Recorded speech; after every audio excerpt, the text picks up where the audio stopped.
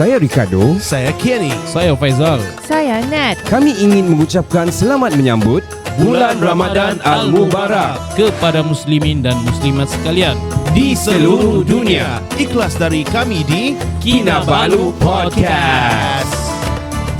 This podcast is brought to you exclusively by the Orang Kota Marudu Tinggal Jepun. Follow Johan's journey promoting Aomori Japan on YouTube. Ya. Subscribe, like and share channel Lagu dari Langit dan juga YouTube channel lah. YouTube channel ya.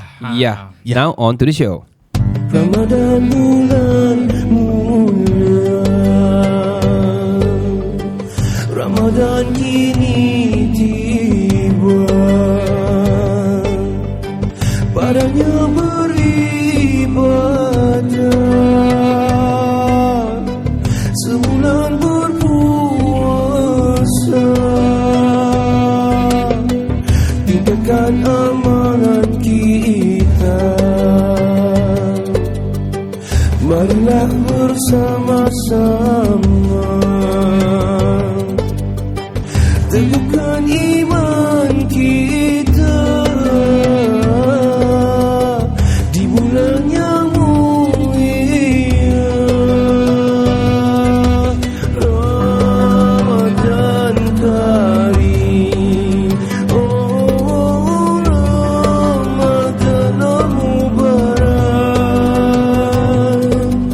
Ramadan Karim, Ramadan Al-Mubarak.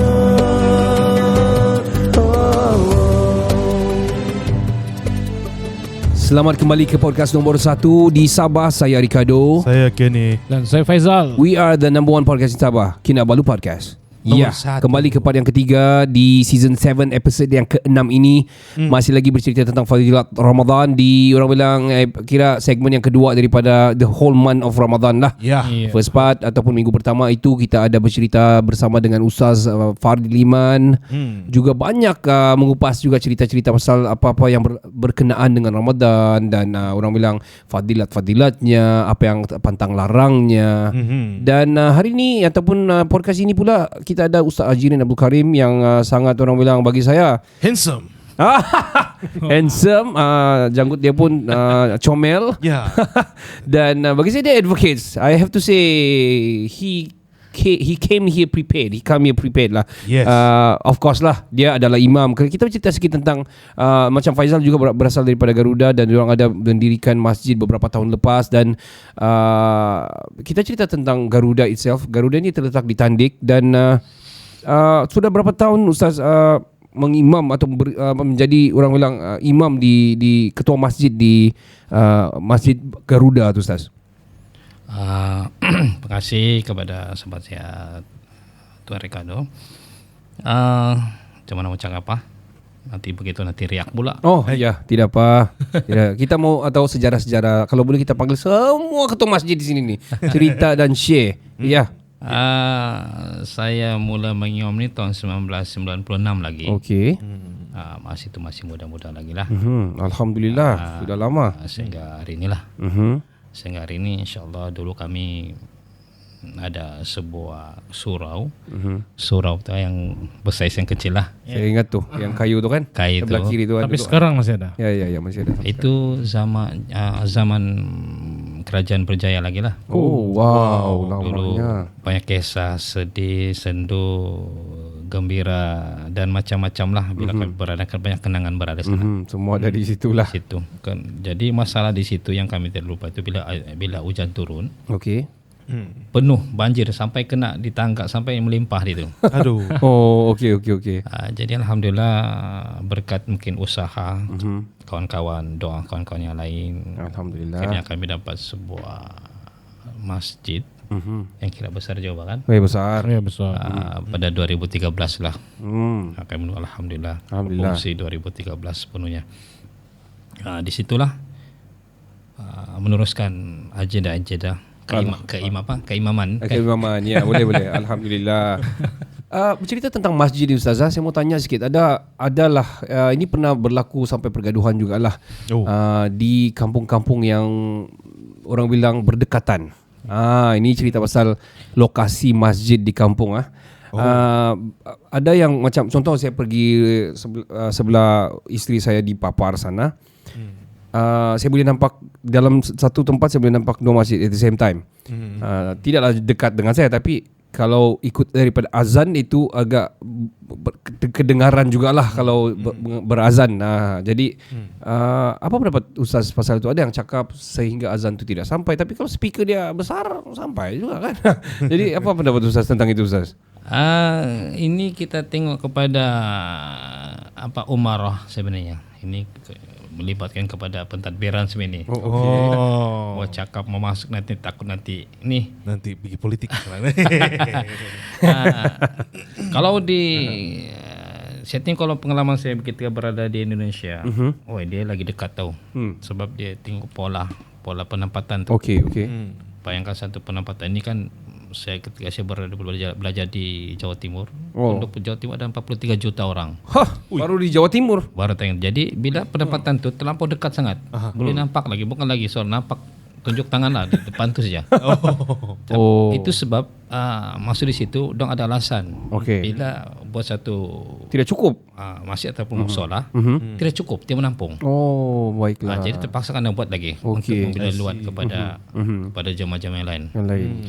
Jadi kalau situasi di sini ni, saya tengok macam mana mau cakap apa? Tidak cukup ya Ustaz. Tidak cukup jemaah. Mungkinlah. Jemaah yang tidak cukup okey. Saya tengok kalau macam di kampung kami, dia memerlukan lah. Sebab kalau di kampung kami itu dia ada 3 kampung yang kita gabungkan. Kampung Rasak Darat, Kampung Morion, Kampung Butution, dan kampung Tindukan lagi, dan Garuda sendiri. Dia perlu satu, biarpun dia dekat dengan yang berdekatan dengan berdekatan dengan Rasak Darat, tetapi dia perlu di situ sebab untuk menampung jemaah yang di pola bahagian itu pula. Ya, faham. Itulah kalau tengok situasi di situasi di situ. Tapi kalau situasi lain, wallah saya tidak berani. Betul. Saya pun tidak tahu. Yalah. Situasi di luar macam mana. Tapi berbalik pada itu, Ustaz pernah berpengalaman di Indonesia dan dia adalah lagi dekat. Tunjuk pun dia lang dekat. Jadi bermaksud bagi saya ada yang pasal azan apa semua tu, kita jangan cakap lah, bahaya nanti salah kawan. Tapi bagi saya lebih banyak tempat ibadah lebih baik. Begitulah pandangan saya lah. Kan? Dia punya persoalan bukan tempat ibadah sebenarnya. Persoalan dia ada yang pergi ibadah tu. Itu soal dia pertama. Dia sama juga macam vaksin lah. Booster atau tidak? Tidak, bukan itu. Bukan. Dia berwabak ataupun dia tidak. Anti vaksin. Bukan. Okay. Bahaya. Sorry. Gitu kan. Memilih untuk tidak divaksin. Wow. Ya, kita balik cerita pasal ni vaksin dan tidak vaksin ni. Kita ada juga bercerita pasal dengan Ustaz Farid hari itu, pandangan dia tentang orang yang bagi yang tidak memilih untuk bervaksin, dan kita tidak cerita lah di sini. Itu terpulang pada masing-masing dan kita respect orang punya pendapat. Okey, kita teruskan ke soalan yang seterusnya. Kalau tidak ada soalan di Facebook, saya akan bacakan sini. Uzal, nombor ada soalan kan? ada. Facebook. Okey, teruskan. Okey, kita baca Facebook no. Okey, komen dulu lah. Okey. Hieridi Junik. Saudara ini cakap mantap, dia bagi lagi 1 like. Thank you. Adam bagi 4 biji love. Wow, Dam. Warna love. biru. Kenapa bukan warna merah? Begini kata Dam. Mini love. Okey. Lepas tu kita punya Apa founder. hukum bentuk ini tu tadi? Apa hukumnya? Ada kan? Tidak lah. Okey, teruskan. Itu culture saja. Itu K-pop Budaya. Ya. Okey. Baiklah. Jadi kita punya founder Sabahan SG. Okey. Kita punya Jenny, alright. Daripada Jenny Singapura ni. Chu. Ya, dia bilang Assalamualaikum Ustaz. Waalaikumsalam. Assalamualaikum warahmatullahi wabarakatuh. Dia bilang, bolehkah tanya pendapat tentang khatan untuk wanita? Apa pendapat Ustaz? Umur kah? Tidak. Secara general lah. Secara Okay. general lah. Dia, mungkin yang naik balik lah ini, mungkin lebih kurang gitulah. Adakah ya wajib ke tidak kah atau macam mana Ustaz ya? Ini pun saya mau bertanya ni, anak saya perempuan ni. Ya. Biasanya ketika dalam masyarakat kita ini di Nusantara ini, untuk berkhatan untuk perempuan ni biasa di umur masih kecil lagi. Pertama dia punya alasan tu aib lah. Biasanya kalau perempuan ni kan dia sifat pemalunya, dia lebih afdal itu waktu kecil disunat. Kalau besar yang mungkin mau bisa ni mualaf mungkin lah. Oh ya, mungkin mualaf ya lah. Mungkin mualaf. Boleh saja lah, saya ingat tidak masalah juga. Okey. Kalau tidak pun boleh juga. Ya, kalau tidak boleh juga. Okey. Maksudnya tidak masalah. Tidak kemestian lah sebenarnya Ustaz. Tapi kalau lelaki Ustaz, Lelaki ini ini ada beberapa hukum ni sebenarnya. Ini sebelum Ustaz cakap, dia lebih kulup lah Azhar kita. dia masih terkulup. Oh, dia masih tertutup lah. Kira ular tu masih sembunyi lah. Kita mau kasih fun lah. Ini kita supaya orang dah tidur. Ya Ustaz, teruskan Ustaz. Kalau Minta maaf. lelaki ni biasa ni dia ada melibatkan hukum sebenarnya. Okay. Untuk kita solat atau berwudu, dia mesti kena bersih menghadap Allah ni, dia mesti kena bersih segala fizikal tempat dan segala tubuh badan. Okey. Ya, betul. Jadi bila kita tidak berkhatan, biasanya ada kotoran. Kan biasa kalau tidak berkhatan dia masih kotor. Ya. Betul. Kan masih tinggal apa kan. Itu menyebabkan menjadi halangan kepada untuk beribadat, solat dan sebagainya. Dia mesti kena bersih lah. Itulah makanya kita itu disunatkan sehingga ada peringkat wajib untuk kita berkhatan untuk bagi yang lelaki. bagi lelaki. Tapi ini menjadi ikhtilaf juga sebenarnya. Okey. Ramai juga yang orang Islam yang masuk Islam tentunya dorang Mualaf lah. mualaf ni kadang-kadang Tidak berkatan. mungkin ada alangan bagi orang dan mungkin sifat malu dan Betul, sebagainya. betul. Jadi tapi pastikanlah bila mereka solat tu pastikan bersih dia punya ni tu. Apa tu? Kepala ular. Oh, itu cerita dia. Ya, dari segi kebersihan lah. Iyalah, kita perlu bersih menghadap Allah kan. Ya. Oh, baiklah. Tapi berbalik kepada soalan si Jenny tadi, tidak ada kemestian bagi perempuan lah. Tiada juga. Tidak juga. Oh, okay, alright. Selalunya betul lah. Dia apa tu, kalau perempuan selalunya dia masih kecil lagi. Macam anak saya sendiri pun dia masih kecil lagi. Dikatan kan sudah. Oh, begitu. Cuma dia punya katan tu macam lelaki. Ya. Lelaki ni proses dia ada apa? Ada sulit sikit. Sulit dia, alat sulit dia sulit. Sangat-sangat sulit. Sebab dia berkulit.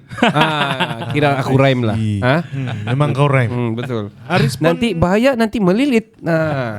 Macam kura-kura pula. sorry. Aduh, okay. Jadi Jenny respon lah di sini. Dia bilang kalau macam itu maksud dia perempuan tidak wajib lah kan.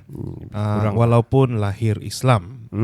Apakah wajib atau sunat sahaja, apakah berdosa? Begitu dia tanya. Oh, tidak dosa lah kan Ustazah. So dia tidak diwajibkan. Itu saya kata bergantung kepada pastikan kebersihan tu lah. Oh, okey. Sebenarnya dia banyak pendapat sebenarnya. Ini banyak pendapat ini. Luas dia bilang. Okey. Jadi pada saya dia kena pastikan dia kena bersih tahu, dia kena bersih semua anggota. Bila kita berdepan. Oh, okey. Makanya bila bersunat ni dia advantage sebenarnya. Terutama lelaki lah kan. Terutama lelaki. Ya. I see. Okay. Oh, laki dia. Hai.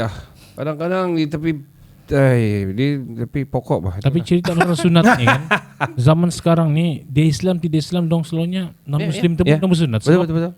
Dari segi Kebersihan. kesehatan, kesehatan hygiene dia tu. Ya. Actually bercerita pasal tu, saya mau cerita sedikit lah sejarah saya dengan keluarga saya lah. Bersunat. Adik saya yang Johan tu, dia dilahirkan di Amerika. So masa itu kami berada di Amerika lah. Saya bungsu masa pergi sana. Masa di sana dia lahir, jadi dia jadi bungsu lah. Saya nombor 2 bungsu lah.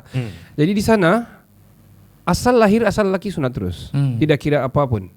Memang dorang akan kepada hygienik dan juga hygiene dan juga kebersihan lah. Jadi ini ada sokongan-sokongan yang bukan tidak semestinya daripada Islam sahaja, dari segi Islam, tapi Islam tidak kira apapun. Ya, dari segi medikal juga lah kan. Betul. Kita mau tanya Kenny ke Zalda kan? Kenny dia cakap dia belum sunat. Tapi dia bisiknya sudah. Nice, okay. Macam ada juga orang bilang kalau macam macam ada juga orang bilang kalau nak sunat macam tumbesaran dia macam terbantut. Macam kura-kura dong bilang. Jadi saya tambah sikit lah. Saya tambah sikit lah. Sunat orang bukan Ramadan sini. Oh, betul-betul. Mana yang lebih afdal Ustaz?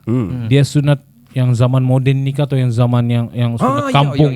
Mana yang lebih orang cakap power itu? Okay. Saya tengok bila saya kita balik pada zaman-zaman sebelum ni kan, ya beliau dan sebelumnya. Wah, dahsyat sunat itu. Iya betul. Dia tengok keberanian lah. Kalau dulu nampak dia tukang apa itu sunat. Tok Kadi Tok Mudim. Tok Mudim. Budak pulang kadang sanggup lari tahu. Tidak menahan sakit dia. Ya, belum patah orang. Dia kasih kasih tajam-tajam lah begini kan. Dan kasih katip-katip lagi itu bambu dah tahu lah betul kan tak. Tapi pada saya tengok modern ataupun yang tradisional tu ya. Kita pastikan tu itulah najis apa itu kotoran tu. Apa nama dia tu? Saya pun kulit bukan yang di tepi-tepi kulit yang putih-putih itu ya ayolah keputihan lah. Daki lah apa yang senang. Daki keputihan dan ke arah sana sudah kita. Okey, yang penting bersih lah. Yang penting bersih. So tidak kira dia modern ataupun dia apa tidak kira pakai bambu ke pakai pisang kah. Tapi yang terbaik sekarang lah saya tengok. Satu lagi soalan terakhir aku lah. Pasal tonton banyak saya mau tanya Ricardo dulu. Kau umur berapa sunat? 12 tahun. Ustaz? Saya berapa? Dalam ya dekatkan sikit saya. Saya lewat sudah saya. Okey. Dalam 13 tahun ke 14 tahun saya. Masih kira. Kita sama 12 tahun. 12 tahun ah. Okey. Sunat kampung kah sunat modern? Panjang soalan kau Zal. Saya sempat hampir-hampir pergi ke kampung lah, tapi macam baik. belum ada keberanian. Saya di hospital jugalah. Kau bukan di Lotong juga Zal? Tandik. Tandik. Satu soalan last. Dah lagi. Pasal sunat ini Ustaz. Dulu kan masa bersunat ni ada cerita-cerita orang. Kalau kau bersunat dia bilang kau boleh pilih style. Style bunga raya. Style ini itu. Ular terdung. Apa hukumnya tu? Aduh, hai. Sekejap Zal, sebelum Ustaz jawab. Zal, kau punya apa? Kau tanya dulu lah. Astagfirullahaladzim. Okay, dapat jawab lah. Dapat jawab lah. Itu. Kita untuk for the fun of it lah guys. Okay, kita teruskan soal. Ada soalan lagi? Jadi untuk yang tadi tu Jenny ada respon dia bilang terima kasih Ustaz. Alhamdulillah. Dia tanya sebab ada isu di Singapura yang berkaitan pasal perempuan. Ada yang setuju, ada yang tidak setuju. Ada juga yang tentang sebab ni macam against lah. Ya, tidak bersetuju lah. Okey. Ya, sebab dia bilang ini cuma adat bagi orang Melayu. Itu perspektif di sana lah. Jadi sudah terjawab lah kan. Ya, bagi perempuan dia tidak juga diwajibkan kan. Ya. Cuma dia kalau selalu. Kalau membuat masa dia masih kecil. Ya. Dan juga kalau macam tidaklah melakukan khatan bagi perempuan, pastikan bersih apabila beribadah. Gitulah, kebersihan tu kena dijagalah. Dan lelaki pula seboleh-bolehnya sunat lah. Ya. Dan tak perlulah macam ular kah atau style bunga raya. Tidak perlu. Ball bearing Aduh. Allah. Okey. Kita teruskan di soalan yang seterusnya Ustaz. Okey. Ustaz, banyak cerita-cerita ataupun kisah-kisah Nabi inilah. Ini selalu saya suka. Masa saya kecil pun saya berminat tentang orang bilang kisah-kisah Nabi, sahabat-sahabat Nabi ni kan. Cuma Ustaz ada boleh ceritakan satu cerita perang pada bulan Ramadan sebab dia sangat sinonim Nabi dan juga kira umat Islam pada zaman itu berperang pada bulan Ramadan ini Ustaz. Mungkin ada yang Ustaz ingat-ingat yang best dia punya cerita insya-Allah. Macam mana perang ni kalau saya tidak lupa perang ataupun kisah Ramadan lah, tidak kisah lah. Ya, perang ke tidak. Perang Badar lah perang Badar. Saya pun lupa sejarah dia. Tapi saya mau cerita tentang puasa ni lah.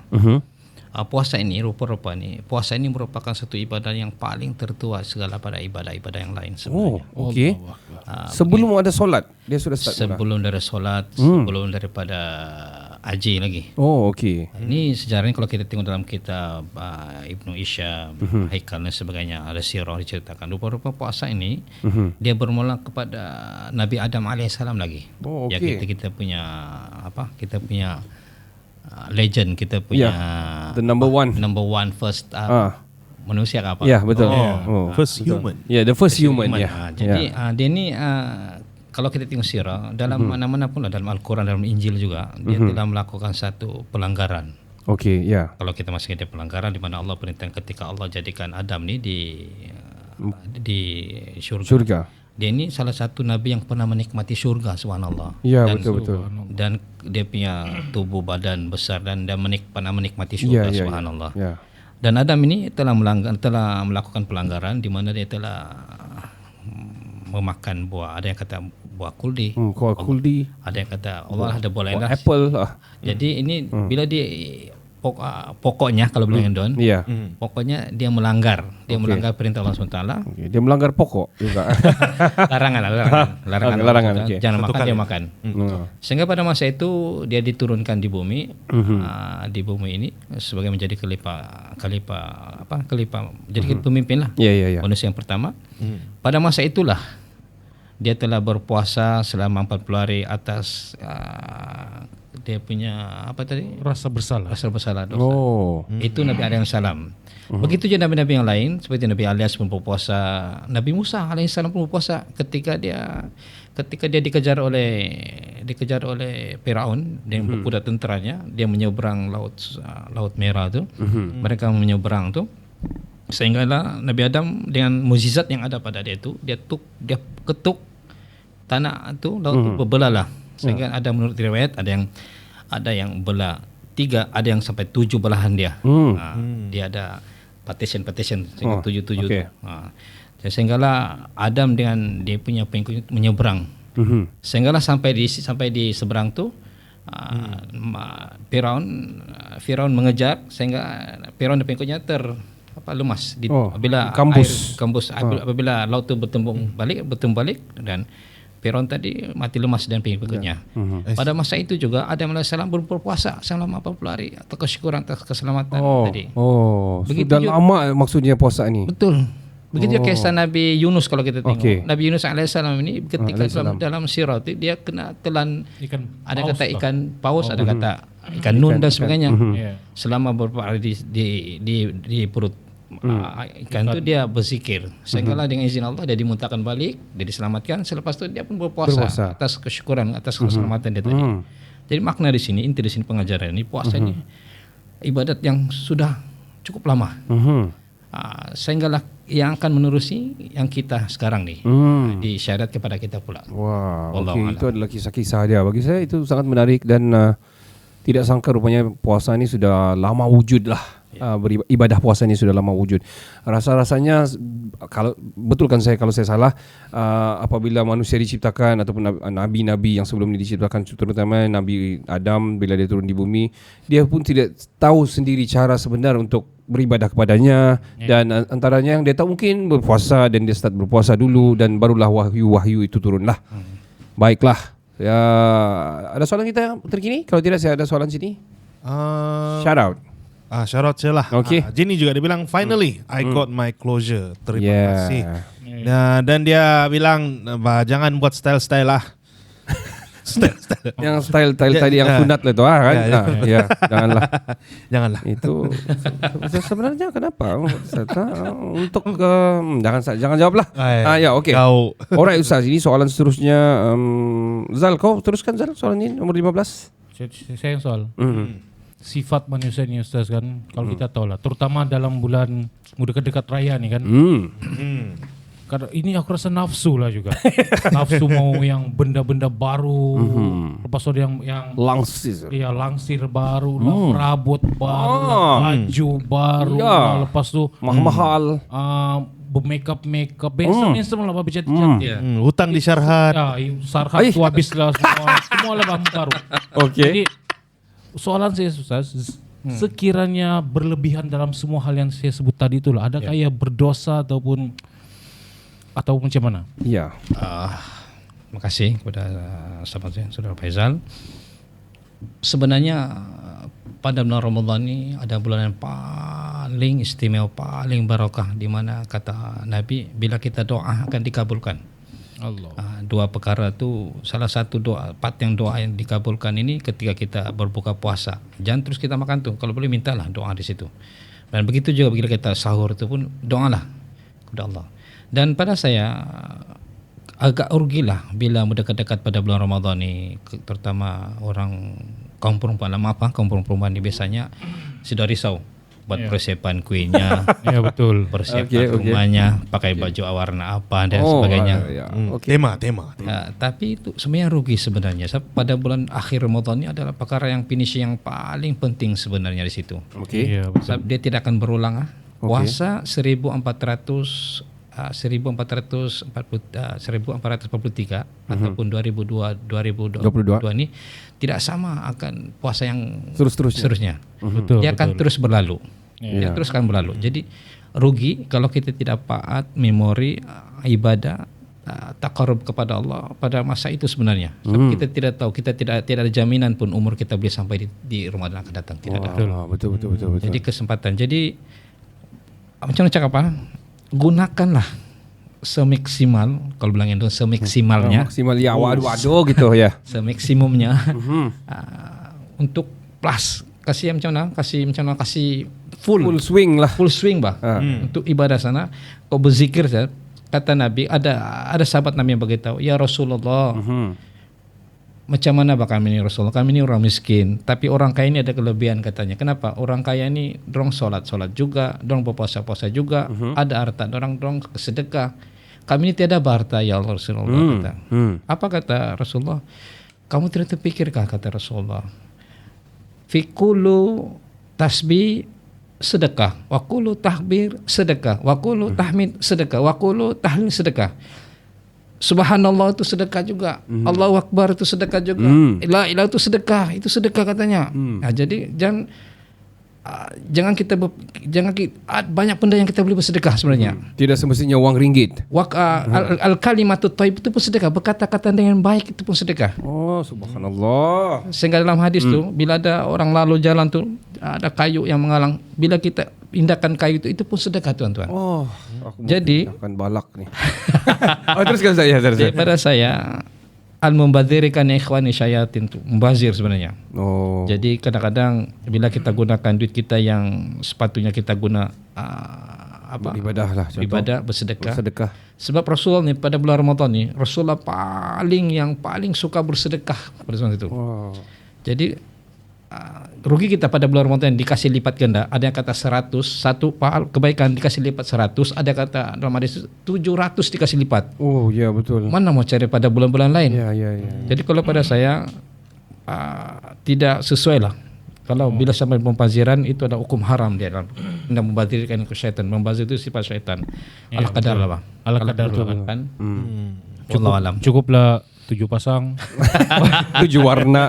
Tapi sebenarnya ada juga bukan dalil lah. Secara logiknya ada juga yang bilang mengikut kepada kemampuan dan jangan berlebih-lebihan lah. Betul. Begitu cerita dia.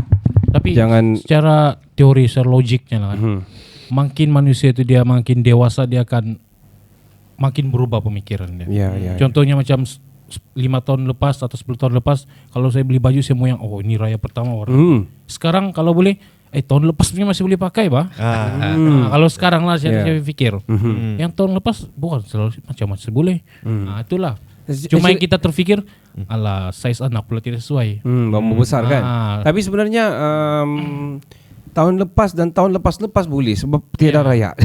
PKP. Baiklah, kita ada soalan ini daripada produser bertanyakan tentang macam mana kita mau tegur orang yang lebih tua dari kita tu supaya kurang-kurangkan pemarahnya di bulan Ramadan ini. Sebab kita menghormati mereka, tapi diorang pemarah lah, kira begitu mungkin lah soalan ni. Panas barat. Ya, mana kita mau tegur orang tua ini selalu sensitif juga sebenarnya dan berlaku kepada bukan saja di bulan Ramadan dan bulan-bulan seterusnya dan berlaku bukan mungkin tidak kepada kita tapi ramai berlaku pada rakan-rakan kita juga. Budaya yang orang bilang berlaku dari kecil dibawa hinggalah ke sudah besar pun begitulah. Jadi Ustaz, macam mana Ustaz, adakah macam cara yang terbaik untuk menegur orang yang lebih tua daripada kita, mungkin ibu bapa kita ataupun yang lebih tua daripada kita lah?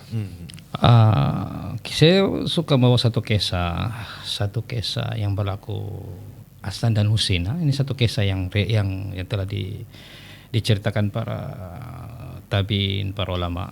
Hasan Husain ini merupakan cucu Rasulullah. Dorang pada masa kecil ni, dorang selalu pergi masjid. Satu kisah tu ada seorang orang tua ni yang baru berhijrah, maksudnya baru baru belajar. Bila mereka sedang pergi ke masjid itu, orang itu sedang ambil wudhu. Ambil wudhu ni sambil sembahyang kan. Dan bila mereka lihat orang tua tadi itu tidak menepati rukun solat. Dia ambil dia dulukan rambut dulu, kaki, muka dan tidak tersusun lah. Wuduknya. Jadi Hasan dan Husin berbincang macam mana cara ni menegur ni orang tua ni. Kalau tegur nanti dia ni ego dan marah. Betul. Satu masa mereka pun berfikir bersepakat mereka mesti awal sebelum orang tua datang. Mereka pun datang awal, ambil wuduk dan dorang buat satu reaksi lakonan lah. Yang si salah-salah yang satu buat ni lah. Satu salah ni lah. Lalu si Anu tolong tunjukkan, yang tolong perbaikilah si Muhammad. Si Hasan yang buat ambil wuduk salah, si Husin yang tolong ni lah guide lah. Tolong di depan itu orang tua lah. Sedang orang tua sedang lalu dan memperhatikan mereka. Dan pada masa itu alhamdulillah selepas pada itu betul sudah. Mereka balik kemudian besoknya alhamdulillah orang tua tadi itu sudah betul dia punya. Jadi pengajaran di situ ialah kadang-kadang satu teguran ni kita tidak boleh secara direct. Sifat manusia bermacam-macam. Betul. Macam kita lah kan guru kadang-kadang macam sifat pelajar ni macam-macam jenis. Kriteria dia macam. Jadi perlu dengan bil hikmah lah. Betul. Dengan hikmah lah. Maksud dia belajar melalui teladan lah. Ya. Maksudnya cara menegur orang lebih tua daripada kita tu dengan macam-macam cara tapi masih lagi berhemah lah. Baiklah. Saya teruskan soalan seterusnya. Ini adalah soalan terakhir sebenarnya. Kita sudah sampai ke penghujung episod Fadilat Ramadan kita pada episod yang kedua ini. Soalannya adalah berbunyi dalam banyak-banyak ikan. Dia bukan. Ini tidak kena mengena dengan Ramadan, tapi dia ingin bertanya. Ada dua soalan dia tanya di sini daripada Ahmadul ni. Dia bertanya, Syifa, apa itu perbuatan Islam? Adakah dia benar ataupun tidak? Adakah dia boleh mengobati ataupun tidak? Apa itu Syifa? Itu pertamanya. Itu kita jawab yang itu dulu lah Ustaz, baru yang kedua nanti insya-Allah. Syifa itu maksud dia Syifa itu penawar sebenarnya maksud dia Syifa. Ini Syifa ini lebih kepada perbuatan Islam. Selagi dia tidak mensyirikkan Allah, selagi tidak masalah sebenarnya. Banyak yang digunakan Syifa ini banyak kepada ayat-ayat Al-Quran. Dan kadang-kadang kena ada dia punya syarat-syarat, ada dia punya itu panjang cerita ini. Tapi selagi dia menggunakan Al-Quran, dia tidak menduakan Allah, syirik. Selagi itu dia saya mendapati. Ada yang benar kadang-kadang dia guna Al-Quran, dia salah gunakan, dia menggunakan makhluk-makhluk yang lain. Banyak macam gitu. Macam tiba-tiba minta ayam warna putih jantan lah, tajik tiada lah, lebih kurang gitu pun ada. Which is sudah, itu kira syirik sudah lah. Itu sebenarnya satu dosa yang paling dahsyat, dosa paling apa bilang kau itu. Yang mensyirikkan Allah. Dosa syirik ni yang paling besar. Jauh janganlah kamu yang masih pindah-pindah pergi sini dahi tu Soalan dia kedua berbunyi ini pasal social media lah dia cakap. Apa komen Ustaz tentang TikTok? TikTok ini Ustaz. Mana Ustaz? Saya tengok sekarang kita tidak dapat menahan dengan arus pembangunan dan ICT sekarang. So dia di ujung jari bahkan kita sudah berada di community di situ. Kita tidak dapat mengelak benda ni. Jadi pada saya kita tanya kepada iman lah sebenarnya. Tanya kepada iman. Di mana yang baik, mana yang tidak baik sebenarnya. Kita boleh tapi sebenarnya. Jadi dari kita saja. Kita mau ngelak pun tidak dapat elak benda ni. Dia sudah menjadi jadi budaya di dalam komuniti kita sudah. Sudah viral. Cuma kita itulah kuatkan iman. Kalau boleh elakkanlah kalau sebolehnya lah.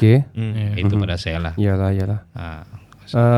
mungkin dari segi penyampai pula yang ber-TikTok tu mungkin boleh sampaikan ibadah-ibadah ataupun surah-surah dan orang gunakan itu juga kan sebagai wadah penyampai. Ya. Jadi soalan saya terakhir tu, saya ada TikTok. Boleh follow kan. Saya tidak TikTok. Yang ada toktik. Tik ada. Okey. Alright. Ada soalan sebelum kita mungkin ada syarat yang perlu kita boleh baca di Facebook. Kalau tidak kita akan tiada. Okey. Alright. Nampaknya semua puas hati. Alhamdulillah. Ya. Tapi saya beli tadi kari pap Kari pap tadi tu kan, yang saya beli di bazar kan, dipanggil kari pap oksigen. Itu biasa, Saya heran jugalah. Apa kari pap oksigen? Kalau tengok rupanya isi angin.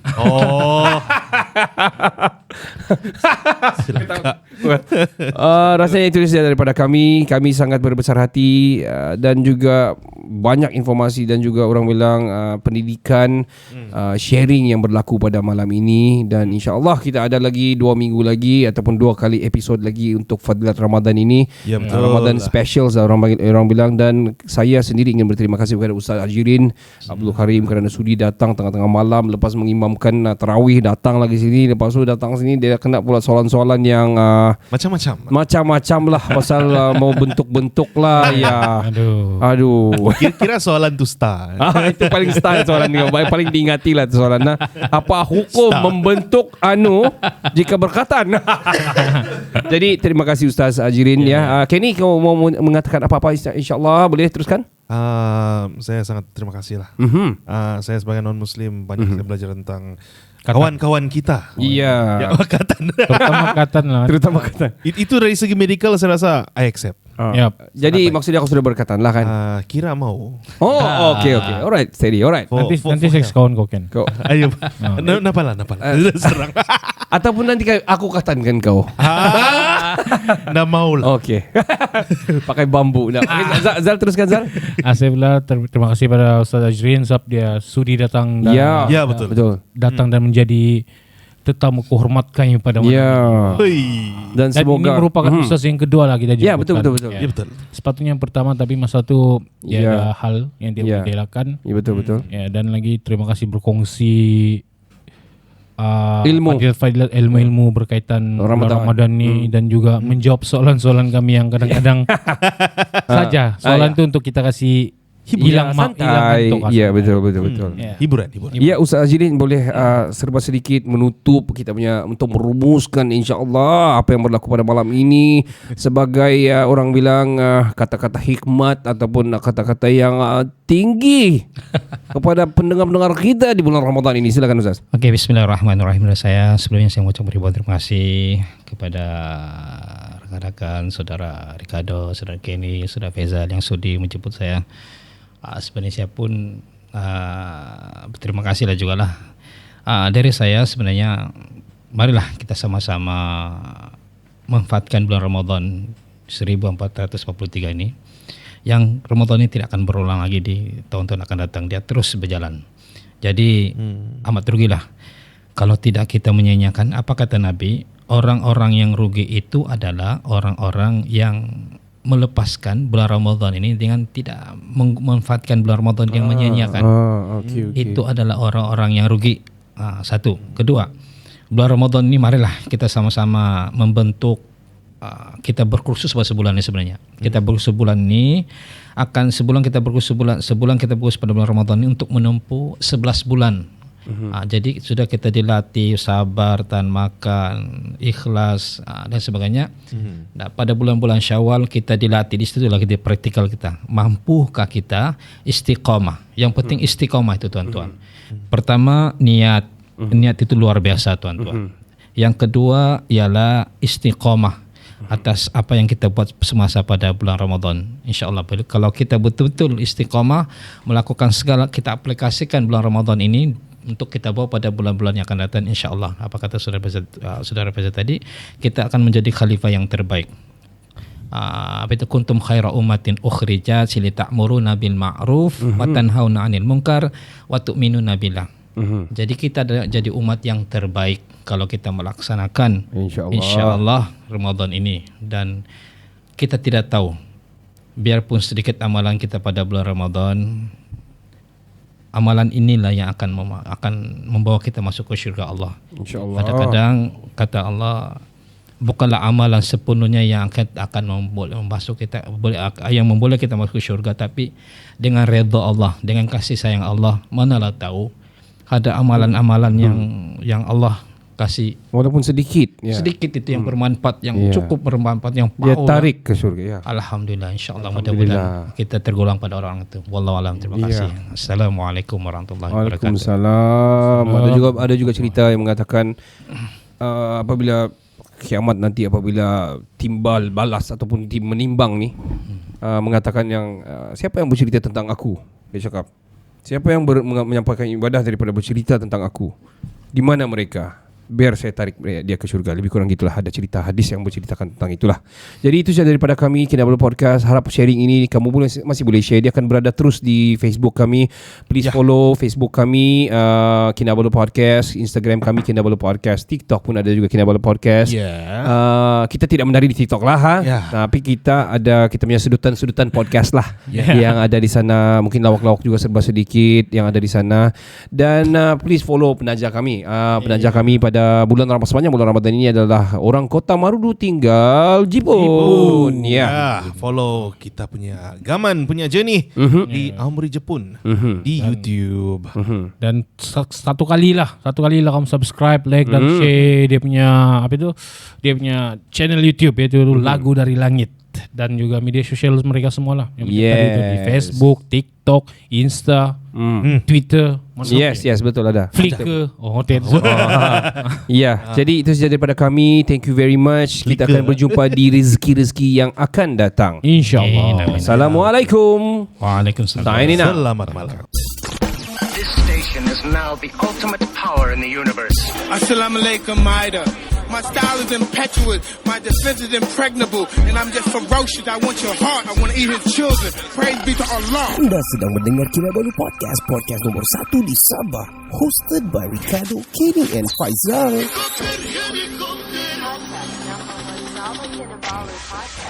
Ya, podcast ini dibawakan khas kepada anda oleh orang Kota Marudu. Satu orang saya orang Kota Marudu sana di Jepun. We don't know, tapi dia mau di Japan lah. Follow Johan punya perjalanan lah, mempromosikan Aomori Jepun di YouTube. Ya, dan klik like, share juga subscribe kerana yang gratis dong. Ya, gratis. Iya, gratis maksudnya. Klik aja. Actually gratis daripada bahasa English, kau tahu kan? Latin. It's in English. It's gratis. It's greatest. Yeah, betul. Okay, great. No, I did Google it kan. You did. It's from English. Okay, I believe you. No, whatever, fuck you. well, anyway, kita masih lagi bersama dengan Johan di part yang ketiga ini. Dia adalah yang membawakan orang bilang podcast ini menjadilah di sepanjang bulan Ramadan ini. Kita mau bercerita lebih kepada apa yang berlaku pada bulan Ramadan bersama-sama dengan Johan di sana, macam mana dia mengharungi dia punya puasa di situ. Adakah dia seorang-seorang sana? Saya seorang siapa yang Yok siapa? We don't know. Tapi kita masih lagi bersama dengan Johan dan juga channel dia Lagu dari Langit yang mempromosikan Aomori Japan lah. Ya, betul lah. Yes. Okay, tell us about your content of your YouTube. Orang KM tinggal Jepun. Okay. Segmen orang Kota Marudu tinggal Jepun di channel Lagu dari Langit ialah untuk misi utama ialah untuk mempromosikan wilayah Aomori atau Aomori Prefecture kepada orang Sabah atau mungkin orang Malaysia yang belum lagi mengetahui tentang Aomori Jepun. Di mana kebanyakan orang gravitate atau pergi ke tempat seperti Tokyo, Osaka, Kyoto, Sapporo. Tapi saya sedang tinggal sini dan kerja sini. Kalau ada masa macam terluang tu saya buat video untuk memperkenalkan tempat macam yang boleh orang kalau dia datang pergi Aomori dia boleh tengok kan macam ladang buah-buahan. Petik. Gosho Gowar. I know. What is that again? The farm? Morino Nakano Kaju. Ingatlah. Which means orchard in the forest. Orchard in the forest. Wow, style. Why we don't call orchard here? Kita panggil sini ladang. Kabun. Kabun. So okay, basically you've done hundreds more videos about Aomori. I want to ask you about the local authorities di situ. Because what I know, Japan memang they're very supportive in terms of promoting their own place, promoting Japan itself, the culture, the tradition itself. And I do remember kawan saya dulu si Cyril, dia pernah one of my friend dah pernah pergi Jepun yang exchange culture, bukan exchange student, dia kerja sama kebudayaan, dia dapat bertukar sana 3 bulan di situ. And they paid. Yeah, the kerajaan Jepun bayar just for them to learn and study about their culture. And kalau kau balik, make sure you spread the news, stuff like that lah. Wow. Do you think you have any plan to see the mayor of Aomori to kasih probably promote the channel or bring us there? Probably we don't know. We talk about Aomori and sponsor. Promoting Aomori lah itself. Mana tahu jadi ambassador to Japan. As a Malaysian. Sabahan lah. Kau rasa kau ada aiming to go there kah, ataupun it's gonna be better buat sendiri saja atau macam mana? Buat masa sekarang, it's a journey to me because masih lagi belajar tentang macam buat like taking good videos, maybe have a better equipment. That and let me see. Ada juga rancangan tu mau jumpa, bukan mayor lah, mungkin di dia punya office Board of Tourism di Aomori City. Good idea. Tapi dia buat banyak video ni, mungkin boleh juga build that credibility, build that maybe like little bit portfolio lah kalau kan. Kita portfolio, kalau kasih promote tu kan, dia bilang okay, let me see your channel. Yeah. This. So I'm sure because kalau Aomori sudah dibuka untuk atau Jepun sudah dibuka untuk pelancong, will be a good source maybe because we are trying to support or promote Aomori to the rest of the world, especially Sabah and Malaysia. Yeah, so of course. I wouldn't think that why not. So I mean, what you're doing is actually very good effort. I'm pretty sure the local authorities and probably the tourism board might will support it. Yeah, definitely. And I do understand about quality of videos or editing and all the content, especially the content. Yeah. You know what? From what I see, kan, it is damn good. Dia macam it reminds of siapa tu si Nice Dad lah. Nice. Yeah. That kind of thing, and then that dia macam that vibe lah, and then dia macam vlog ni very personal ni. Oh yeah. Yeah, we enjoyed it, by the way, the videos, because and the people can relate. Especially the Malaysian lah and Sabahan itself lah, for sure, sebab very locals and everything juga. And basically I know there's a lot of interesting places di sana, place of interest di sana, tapi I think there is still more yang boleh orang bilang venture ataupun beradventure lah. Betul. I think we've seen most of Aomori from the videos. Kita macam tahu all the places, kan? Macam yang kita sendiri pergi sana ni. Ya, yang buah-buahan yang di musim ini dia punya ladang dia bermusim, bukan yang apple saja berganti-ganti and all. Yeah, and I've got to say kan, the way kita punya bro ni pergi present all the infos. Dia betul-betul macam kau tahu macam channel turis ni, serious. Macam. So I like it lah. I think I praise you on that lah, bro. Memang syok lah. Yeah, you did your study on your presentation, which is good lah. Yeah, and it's very casual lah. Betul. I Guys, think people people can relate. Like syok. very macam you're there lah. Kau rasa macam kau di sana lah jalan-jalan. This is good lah. So jalan sama-sama kawan ni. It's best. It's nice. Makan lah. Mau belanja kau makan no. Nah, mari. Well, let's nasi goreng, mie goreng. Saya mau Fuji Apple lah. Well, let's talk about because probably basically you macam places of interest that you cover, also a little bit of lifestyle lah. In terms of probably architecture, juga betul. Fashion.